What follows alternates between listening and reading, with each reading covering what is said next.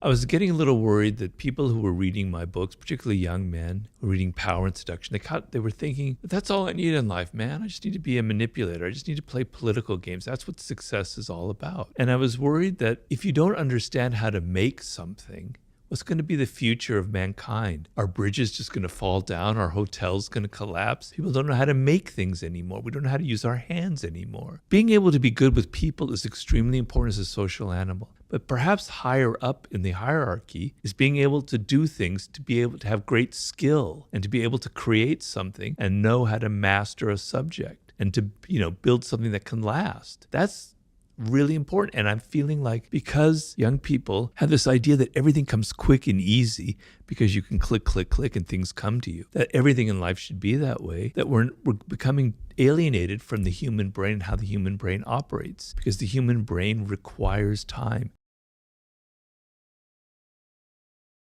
One of the most important life skills that anybody can develop is focus and concentration. I know when I try and figure out an idea for a book that I'm writing, and I give it an hour and then I distract and I go away, I lose something. But if I dig for 4 or 5 hours for 10 days into this one problem, like a madman, obsessed with it, I get somewhere. I get some truth to it, And Steve Jobs, person that we venerate, he was the master of that. Unfortunately, the person who ironically created the iPhone that's driving us all crazy, but he would close his door, leave me alone for 24 hours, I'm going to think this through. You don't realize the power that you have with your brain when you focus on something simple for enough time. It's like a drill boring into a piece of wood. You got to keep on boring and boring and boring until you get all the way through. All of us are born unique, and scientifically, your DNA will never be replicated, never happened before, never will happen again. This uniqueness that you had when you were born manifested itself by certain things you were drawn to. You were drawn to games, strategy, chess, that you'd be like a Napoleon, or you're drawn to music, or you were drawn to visual patterns, or you were drawn to sports and things like that. It's very primal, and it's showing something about you that's unique. And I compare it to a kind of a voice that's inside of you. It's a voice that you're 5 or 6 years old that's sort of saying, this is what you're interested in, Robert, or this is what you really like, Allison. And as we get older, that voice tends to become drowned out by your parents who are saying, go to law school, be a doctor, I'm doing the Jewish parent here, or you're listening to peers who are saying, this is the cool job, you want to be a rock star and you have no interest in being in it, but you're going to do it because it's cool. Or money's the prime thing, I got to be comfortable, this is a tough world to live in. And that voice gets drowned out. Even the worst job that you're in, if I had just gotten depressed and sad and down on myself, that is dead time. I'm working for this man who's paying me. My time is his time. He owns me during those 8 hours that I'm in his office. It's dead. I'm a dead person. It's like grass that has turned brown inside, right? It's not been watered. But if I turn a switch and I go, I'm learning about human nature. I'm learning about the ugliness in people's souls. I'm learning about the ugliness in my own soul. I'm learning about what I never ever want to do in life. I'm learning about how I'm going to have to quit this job very soon. It's a lifetime. It's green. It's like it's watering. It's turning greener and greener and greener and greener because I'm using it for some purpose. I'm learning. Everything is an example for learning. Even flipping burgers at McDonald's, you're learning about human nature. You're learning about yourself. So it becomes your time. You own it. You're not working for somebody else. You're enriching yourself. You own it. It is your time and it's alive. You're never going to have anything successful in life if you're just copying what other people are doing. So you have to be willing to be original, to be weird, and to go out on a limb and to express your true feelings and what's really going on inside of you. So if you listen too much to what other people are telling you, your work will just be a pale imitation of what the latest meme is on social media. It'll have no originality to it and it'll die very quickly. On the other hand, if you just care about your own thoughts and ideas and you have no objective voice, nobody who can say this is good or bad, you're just going to write like a schizophrenic, like a madman. So you need a balance. You need people you trust in your life who can give you honest feedback and say this is good or this is crap. But you also have to have confidence in your own voice and say, I don't care what they're saying on social media. I know this is great. Other people have said as well. And I'm just going to be a rebel. I'm just going to stand by what I say and put it out there. You can fake your way when you're in your 20s and 30s because you're young, life's exciting, you can make money, can be sort of a motivating factor. But what happens is you're less and less engaged in your work. You're not connected deeply. You're kind of bored. You're not paying deep attention. You're sort of skating by. And by your late 30s, it starts to catch up with you. And people are coming up who are younger than you, who are handsomer, who are less expensive. They replace you. You're downsized. You're out of a job. And suddenly you don't have the skills to adapt because you didn't really follow something you were meant to follow. If you spend your 20s trying to learn skill in something that connects to you deeply, then things are going to happen to you by the time you reach 30. You've discovered your life's task. It may not be something so specific. For me, it was writing and words, but I didn't know what to write. I tried novels, I tried journalism, I tried theater, I tried screenwriting. But you know what? It gives you a direction, and you try and you try and try. And you know that's what you were meant for. That's what you were destined for. You feel connected to it. You feel a love for it. And so when it comes time to do the tedious stuff, you're able to do it because you know in the end it'll pay rewards. You'll get better and better at it. And the connection is so deep that to not do it would be miserable. I'm trying to radically shift your perspective on who you are and your whole concept of what makes you happy and fulfilled in life. Trying to build in this idea that there is a vocation for you, that you have a calling in life, that it stems from something deep inside. And in childhood, in your early years, you're kind of in tune with this. You're drawn to sports, to chess, to mathematics, to music. Something draws you. For me, it was history and writing. You can't explain it. It's pre-verbal. It's so powerful. And as you get older, that voice gets weaker and weaker and weaker. You listen to your parents, you listen to peers, and you're in your 20s, your 30s. You don't know who you are. You followed the wrong career path. You're a lawyer, but you don't want to be a lawyer. You're lost, and it gets too late to regain it.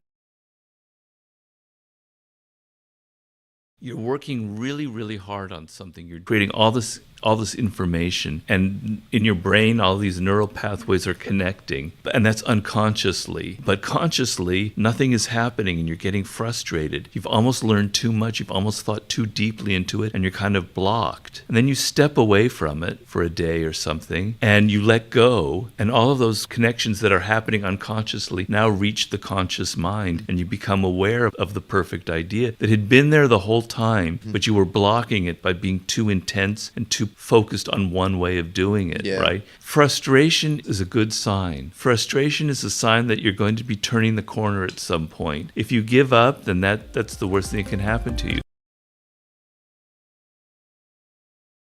The problem that most people have, and believe me, I know it, when you're writing something or working on a project, is you have no distance. You have no ability to analyze your own work. You think that everything you do is just golden and beautiful, or you think everything you do is awful or terrible, right? Yeah. So you can have other people look at it and who can kind of bring you back to reality and say, this is what's working, this isn't what isn't working. But oftentimes you can't trust other people. First of all, maybe they don't really know. Maybe they're not as knowledgeable on the subject. And also they might have a political axe to grind or whatever. So you have to become your own critic. You have to be able to see the flaws and what isn't working in your own creation. And sometimes, it's very hard to do that. You tend to kind of gloss over the things that aren't working. I want you to think of your career path not as this sort of random thing that just sort of happens to you, that you live in the moment and whatever appears you have to take, or this direction or that direction, the usual passive approach that a lot of people have. I want you to think of your career path as actually a work of art, something that you are creating, that you are forging, that you are making, that it's not something that just happens to you. Steve Jobs, he's 5 years old, 6 years old, and he's walking down the street, and he looks in a window of an electronics shop, and his eyes just light up. Whoa, what are those things? And what's interesting is he's not just interested in electronics, he's interested in how they look and their design. Now you can draw a line from 5-year-old Steve Jobs to 55-year-old Steve Jobs, the same obsession with electronics and how they're designed and how they look. and the interface between those two. That voice he stayed true to. There are people who lose that voice and then re-find it later in their life and get back to their vocation. And the reason is, if you don't love your work, you're going to burn out. You're going to stop paying attention. You're not going to be creative. You're going to be rigid and conventional. We see the book or the project that brings the money and the attention. In other words, we see the visible signs of opportunity and success.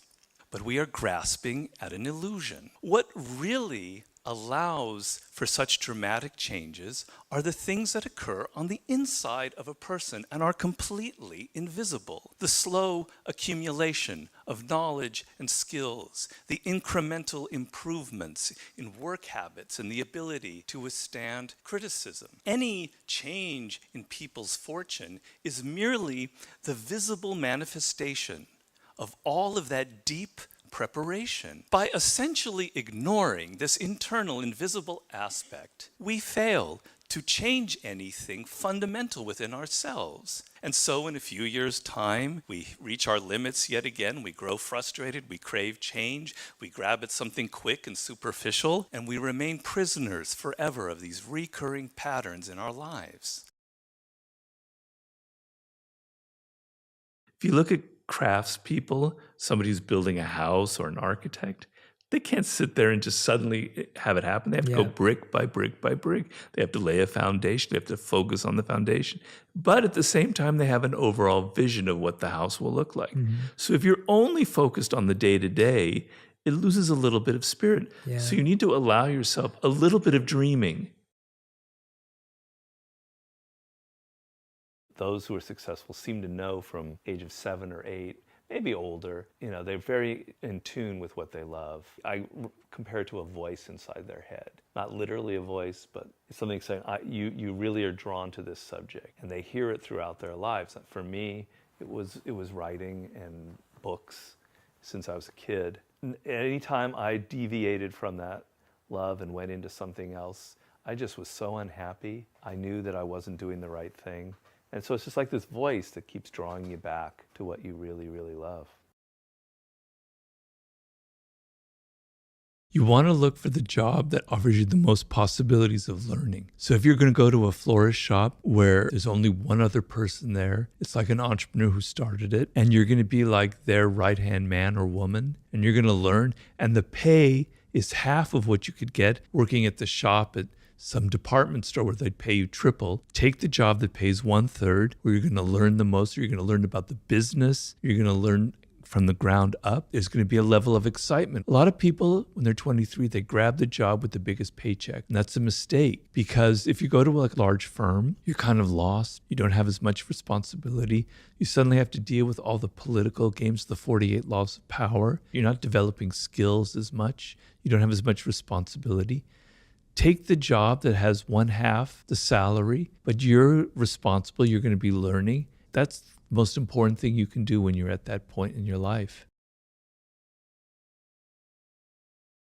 It's not about passion. It's not about finding your passion. I actually don't like that word passion. It kind of makes me cringe, because if you think about it, passion, to succeed at anything requires time and effort and boredom and tedium. So let's just say a simple example. You're learning to play the piano. When you first sit down at the piano, you have to play these really insipid tunes. It's so boring. You have to learn finger exercises and scales. On any instrument, you have to learn scales, etc. It's tedious, man. If you think it's got to be passion, forget it. You're never going to get far. The thrill comes after a year of playing the piano, and you get better at it, better and better. And now it starts becoming fun. In 10 years, it's more fun. Then 20 years, it's fantastic. Your laziness is something that has to do with you. You're not connected to something deep enough. You don't feel the necessity. You don't feel the devil at your heels. You don't feel the fact that you could very well die tomorrow that will impel you to get something done. There's no necessity behind it. And the human animal, the way we were created, is when we feel pressure, we feel the necessity to get things done. we can move mountains. But when that pressure releases and we don't feel the need to get something done, we can become incredibly lazy because there's no necessity. So you have to create necessity in your life. You have to create the need to get things done. You have to give yourself deadlines. You have to remind yourself that tomorrow everything could go kaput. You could be fired. You could die. You could have an illness. Give yourselves a sense of urgency that I need to get things done quickly. There's a good mentor figure and a bad mentor figure. The bad mentor figure is that kind of father figure that wants to keep you under his or her thumb and won't let you assert your own independence. And if after 5 or 6 years of being with them, they won't let you go out on your own, and they're oppressive. And then there's the other kind of loving type that wants you to succeed and that lets you cut the ties and sort of slowly gives you more and more independence. There's a lot of bullshit in the world about do what your passion and all that. And I don't believe in people just dropping their careers and becoming a rock musician or writing poetry or anything. You have to make a living, you have to be practical, but let's go through a process and find out where you went wrong, what you were meant to do, and how, instead of like veering suddenly to becoming a rock star while you're in law, how we can kind of carve a path this direction towards music, towards maybe something that is more what you connect to. How do we now carve a path there? If the idea of discipline, of consistently doing an action, is only associated with pain, with tedium, being by yourself in a room, doing one thing over and over and over again, you're never going to get over the mountain because it's associated with too much pain, and the brain naturally shrinks from anything that's painful. So there has to be pleasure involved. Discipline has to have an element of pleasure. Consistently doing your work has to have rewards. Reward is the key word here. So if you never feel a direct, pleasurable sensation from what discipline is giving you, then it's never going to work. To create something big and lasting, it's going to take time. It's going to entail some pain, some sacrifice. And what you need to do is you need to change your whole assessment of what is pleasurable. What is pleasurable is actually accomplishing something that you set out to actually reach your goals, to actually take the time to make something that's meaningful to you. I can tell you personally that fulfillment that I get from writing a book, even though it takes a lot of painstaking and tedious hours of work, is a feeling that is so superior in pleasure to anything else in life. It's like I could die tomorrow and it's okay. I did what I wanted to do. I said what I wanted to do. I felt like I helped people and I worked on it and I gave it everything I had. That is a much deeper form of pleasure. And I want you to reorient your sense of pleasure to these longer term goals and not to these shorter term goals. We have these romantic notions that creativity involves being spontaneous and free and natural, and that to be creative, if it requires so much work and effort, that kind of spoils the effect. But this is not only wrong in a general way, it's also wrong scientifically, because that's not how the human brain works. Essentially, the human brain is a dual processing system. Information comes into the brain. It is designed to compare and differentiate things that come in. We hear this sound, we associate it with this, or we contrast it with that, and that allows us to respond and be intelligent and rational with this material. That's the brain. It's a dual processing system. The more information that comes into the brain, the more you feed it with experiences, with study, with research, with practice, the more the brain can naturally make all of these associations and connections between this and that. The key factor in life is motivation, is desire, is the energy that you bring to it. If you don't believe in yourself, if you only half-heartedly are reading my books or listening to Tom or listening to me and you go, yeah, I kind of want to change, it won't matter, it won't change anything. You'll just go back to your old habits because habits are very powerful. You're a product of the cultural moment. It's very hard to resist it. It's very hard to swim against the tide of the times that we live in. So if you don't have the motivation, if you don't have the energy, if you don't have the idea that, damn it, I'm going down fast. If I don't turn this around, you're only alive once. It's, YOLO. And it goes past really fast. I can tell you that as I get older, faster than you think. So you've got to be desperate. You've got to tell yourself, I've got to get out of this. I've got to change my life. I've got to swim against the tide of the times that I lived in. I have to change my ways. Because if not, when I'm 32, when I'm 35, all of my hopes, all of my horizons will narrow so much that it's going to look very, very bleak. You've got to find out what makes you unique, what it is that you love that's completely who you are, that is like your potential when you were born, that thing that really nobody else can do. It's a process. It's not going to something that's going to, a light bulb goes on in your mind. But there are indications of it in your childhood, when you were 16 or 17, things that you love that connect to you in a very deep emotional way. It's not just suddenly quitting your job and going off and writing poetry or playing the guitar. We all have to make a living. We have to be practical. But there are ways for adjusting your life's path so that it matches something that excites you. But if you have no connection to who you are and what makes what you really love, you're going to hit that wall at 35 and life isn't going to be pretty. But the other night I had dinner with Stevie Wonder. It was the most amazing thing I ever seen. He's absolute. I wish I had interviewed him for my book. Speaking of genius, and he's blind, obviously. But I was watching him. He performed for us. I were there with a group of friends at his recording studio. I was watching him play the piano, and he's blind, and he's improvising. And it's just absolutely brilliant and amazing. And as I'm seeing this, I'm thinking, I could see the thousands of hours he's been putting in just touching these keyboards and knowing where the keys are. It was just mind blowing how amazing it was. That is the power that the human brain naturally has through hours and hours and hours of effort. He didn't get there because it was passion. He was playing that as he was a kid. Hour after hour after hour after hour. He had a love for the piano, but it wasn't like every time he sat down, it had to be passionate about it. He had the patience to put up with all of the boring stuff.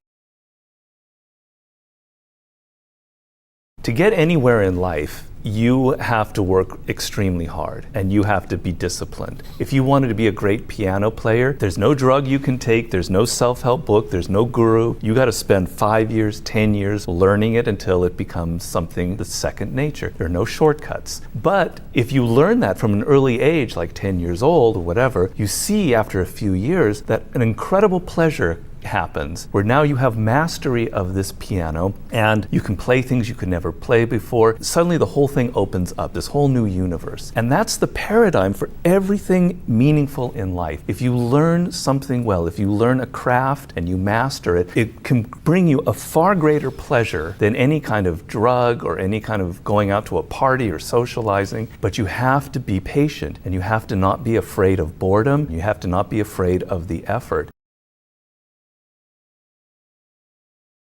Even with the success I've had with my books, I'm never happy. I'm chronically dissatisfied.